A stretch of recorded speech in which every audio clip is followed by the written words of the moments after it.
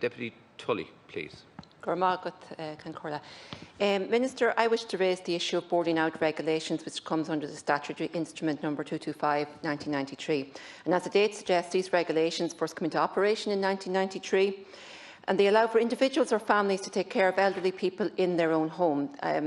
This is suitable for an older person who is not able to live independently or with family members of their own, and or does not want to live alone. Boarding out is not suitable for care. It's generally not suitable for people who need high levels of medical support. But it can reduce social isolation, and it makes use of family homes rather than expensive residential facilities. So it's therefore saving the state money, but at the same time fostering independence and well-being. Now, the regulations have not been updated since 1993. There was a review roughly maybe 10 to 12 years ago, but very little change was made. The provider is contracted by the HSE to provide care for elderly people in their own home. They can have up to 6 residents. The CHO decides on an amount that is paid to each provider each week, and then each resident also pays an amount also decided by the HSE. But the providers are asking that the regulations, which are in place now for 28 years and which have not been updated in over 12 years, be reviewed. That the weekly contribution from the HSE should be increased and standardised across CHO areas. That the amount paid by the older person also be standardised, and that the number of residents allowed per house should be increased, and that income tax concessions be updated. The care model is much more economical than the nursing home model, and older residents can stay in the community and live much more independent lives. And this form of supported housing option for the elderly is strongly supported by Alone, the charitable organisation for older people. Now, currently, what the HSE pay towards the care of residents can vary from €110 in one CHO area to €165 in another. The resident is asked to pay a fee which can vary from €140 in one CHO area, €180 in another. So where a problem arises is where you have residents from different CHO areas living in the same house but paying different amounts from their pension because they come from different CHO areas.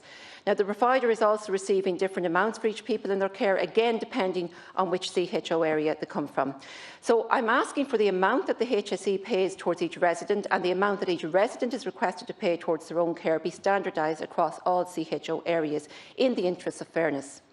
Also, the amount contributed by the HSE needs to increase. It has not increased in more than 12 years, and the cost of living has risen immensely in that time. And even if we look at in the last year in particular, the cost of food has certainly risen. I'm also asking you, Minister, to increase the number of residents from a maximum of 6 to 9. The taxation system needs to be amended to enable host families to avail of tax exemptions. I'm suggesting similar to those available under the Rent-a-Room scheme or foster care legislation. Similar schemes exist in the UK. A submission could be made to the Revenue Commissioners to enable host families to avail of the tax exemptions under a rent-a-room scheme.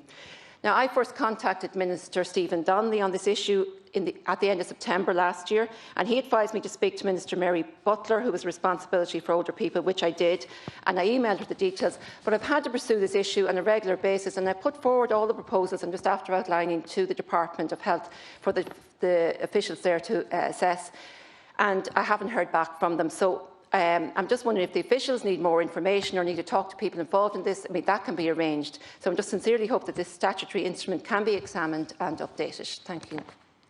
Thank you, Deputy Tully. Minister Feighan, thank you for being here.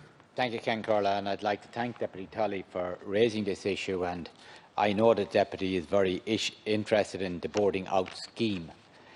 Government is committed to supporting people to live in dignity and independence in their own homes and communities for as long as possible.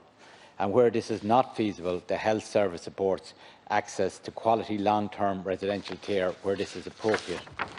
We will continue to develop and improve health services in all regions of the country to meet this objective and to ensure quality and patient safety.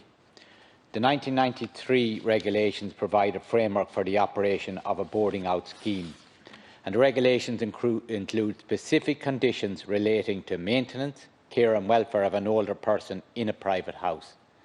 The intention of the scheme was to provide social and personal care to older people who did not want to or were not able to live on their own but wanted to remain in their local community.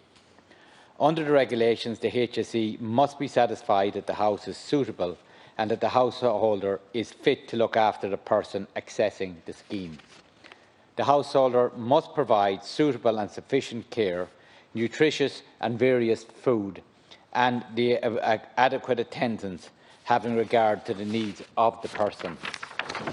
The householder must also respect the privacy of the individual. Not more than 6 people can be boarded out in one house. The regulations also set out standards as to the suitability of the accommodation, cleanliness, safety and other related matters.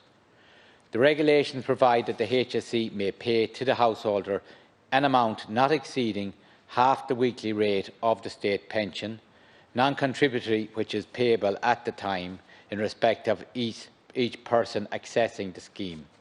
In addition, the person being boarded out must pay to the householder an amount which is agreed between the HSE, the householder and the individual themselves.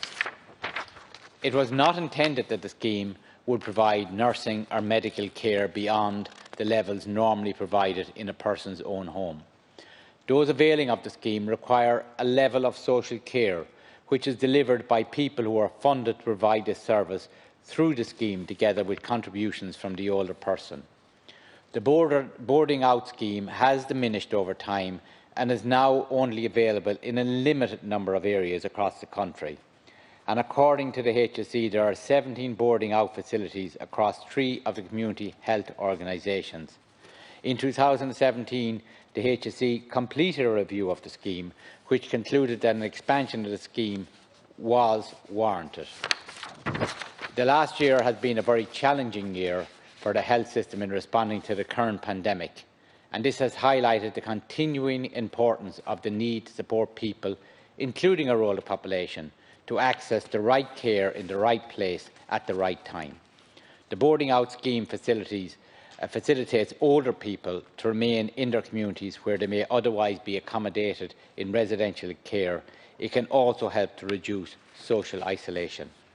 While the use of the boarding out scheme by the HSE has traditionally been small, there is value in exploring it further, and I am pleased to advise the House that my colleague Mary Butler, the Minister for Mental Health and Older People, has requested that officials in the Department consider this model of care and the regulations in context of our overall commitment to enhancing opportunities for older people to stay in their homes and communities for longer.